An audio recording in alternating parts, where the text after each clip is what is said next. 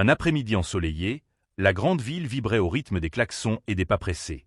Au milieu de cette agitation, une voiture de luxe noire glissait lentement dans la circulation. Au volant, Alexandre Durand, la cinquantaine élégante, costume impeccable, lunettes sombres, l'un des PDG les plus riches du pays. Les regards se tournaient vers lui partout où il passait. Il aimait ça, cette sensation d'être au-dessus des autres, de posséder ce que beaucoup n'auraient jamais. Pourtant, ce jour-là, il allait apprendre que la vie avait plus à lui offrir qu'il ne l'imaginait. Alors qu'il traversait un quartier populaire qu'il ne fréquentait presque jamais, il aperçut un petit parc de fortune. Des enfants y riaient, jouaient, couraient partout. Mais un détail attira son regard. Une petite fille noire, frêle, d'accent grave peine 8 ans, assise seule sur une balançoire. Dans ses mains, un livre usé, aux pages cornées, qu'elle lisait avec une concentration étonnante. Alexandre, amusé, ralentit et baissa la vitre. Dans son esprit, un enfant devait courir, se salir, rire aux éclats, pas rester assis avec un vieux bouquin. Alors, avec son ton un peu hautain, il lança « Hé, petite, tu devrais jouer avec les autres. La vie est courte, tu auras bien le temps de lire plus tard. » La fillette releva doucement la tête. Ses yeux sombres croisèrent les siens. Pas de peur, pas d'hésitation. Elle répondit d'une voix calme mais ferme « Taisez-vous ». Le mot tomba comme un coup de tonnerre. Alexandre cligna des yeux, incrédule. Lui, habitué aux applaudissements, aux flatteries, aux regards admiratifs, venait de se faire réduire au silence par une enfant. Intrigué, presque vexé, il gara sa voiture, sortit et s'approcha d'elle. « Comment oses-tu me parler ainsi? Tu sais qui je suis ?» demanda-t-il, le ton plus bas, mais chargé d'ego. La petite fille referma doucement son livre, le serra contre elle, puis, avec une dignité troublante, dit « Monsieur, vous parlez sans savoir. Ce livre n'est pas un jouet. C'est tout ce qui me reste de ma maman. Elle est morte il y a 3 mois. Chaque soir, elle me lisait une histoire avant que je m'endorme. Ce livre, c'est le dernier qu'elle m'a offert.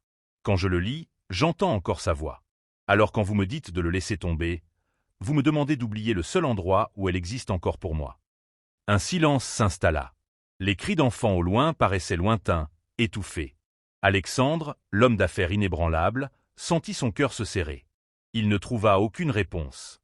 La petite reprit, posant une main sur sa poitrine, « Tout le monde parle. Les adultes me disent d'être forte, de sourire, de tourner la page. Mais personne n'écoute. Moi, je veux juste du silence pour entendre encore un peu maman ici et dans ces pages. Alors s'il vous plaît, taisez-vous. » Ces mots frappèrent Alexandre comme une gifle. Lui aussi avait connu la perte, mais il avait choisi de l'enfouir, de se réfugier derrière le bruit des affaires, des chiffres, des réussites. Il avait oublié ce que signifiait écouter, ressentir, se taire. Lentement, il s'assit sur la balançoire voisine. Pour la première fois depuis des décennies, il ne parla pas. Il resta là, en silence, aux côtés d'une enfant qui serrait un livre comme on serre un trésor. Les minutes passèrent. Alexandre sentit quelque chose se briser en lui, mais aussi quelque chose renaître. Ses yeux, d'habitude froids, s'embuaient de larmes qu'il n'avait jamais laissé couler. Finalement, il se leva, retourna à sa voiture, ouvrit sa mallette en cuir. Parmi les contrats et les stylos de luxe, il sortit un carnet vierge, relié en cuir. Il revint vers la petite et lui tendit. « Tiens. Ce carnet est à toi. Écris tes rêves, tes souvenirs, tes histoires. Un jour, quelqu'un d'autre pourra les lire et entendre ta voix. Comme toi, tu entends celle de ta maman. » La fillette resta immobile, émue, les larmes au bord des yeux. Elle prit le carnet doucement, comme si c'était un trésor, et murmura un simple merci, mais dans ce mot résonnait une gratitude immense. Alexandre hocha la tête et retourna à sa voiture. Cette fois, il ne partit pas en trombe. Il roula lentement, le regard perdu, le cœur bouleversé. Il comprenait enfin que sa richesse ne résidait pas dans ses comptes bancaires, ni dans ses tours de verre, ni dans les voitures qu'il possédait. Sa vraie richesse, ce qu'il avait oublié depuis si longtemps, c'était la capacité d'écouter, d'être humain, de respecter le silence sacré de ceux qui souffrent. Et il se fit une promesse, ne plus jamais oublier cette leçon, transmise par une petite fille qui, d'une voix douce mais ferme, lui avait simplement dit de se taire.